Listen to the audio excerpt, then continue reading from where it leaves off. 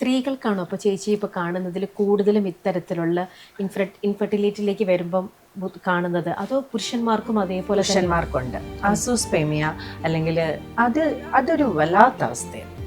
സ്ത്രീകളുടെ എന്ന് പറയുമ്പോൾ എനിക്ക് തോന്നുന്നത് കുറച്ചുകൂടെ എക്സ്പോസ്ഡ് ആണ്. ഇപ്പം നമ്മൾ ചർച്ച ചെയ്യുന്ന വിഷയമാണ് അല്ലേ. ഇപ്പം എനിക്ക് കുട്ടിയില്ലാന്ന് വെച്ചു, ഇപ്പം നമ്മൾ തമ്മിൽ കാണുകയാണെങ്കിലും ഞാൻ പറയും എനിക്ക് PCOS ആണ് രമ്യ, അല്ലെ എനിക്ക് PCOD എനിക്ക് എൻഡോമെട്രിയോസിസ് ആണ്. ഓക്കെ, നമ്മളിങ്ങനെ ക്ലാസിഫൈ ചെയ്തിട്ടുണ്ട്. പക്ഷേ ഒരാണ് രണ്ട് സുഹൃത്തുക്കൾ തമ്മിൽ കാണുമ്പോൾ കുട്ടികളില്ല, അതെനിക്ക് ഇന്ന പ്രശ്നം ഉണ്ടെന്ന് ചിലപ്പോൾ അവർ പറഞ്ഞൊന്നും വരില്ല.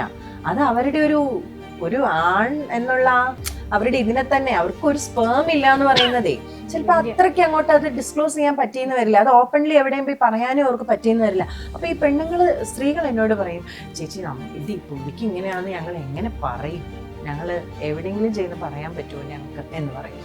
പക്ഷെ നമ്മുടെ ഡയറ്റ് പ്ലാനിലൂടെ ചിലര് ഭാര്യമാരറിഞ്ഞായിരിക്കില്ല വരുന്നത്, വളരെ ഡീസൻ്റ് ഉള്ളു. അതെനിക്ക് ഇത് വളരെ ഫ്രജൈലായൊരു, ഞാൻ എങ്ങനെയാ രമ്യയോട് ഇത് പറയണ്ടേ അല്ലേ, ഒരു പുരുഷൻ ആണ് എന്നോട് അത് സംസാരിക്കുന്നത് അല്ലേ. പക്ഷെ എനിക്ക് റെസ്പെക്ട് തോന്നിയിട്ടുള്ള ആണെന്ന്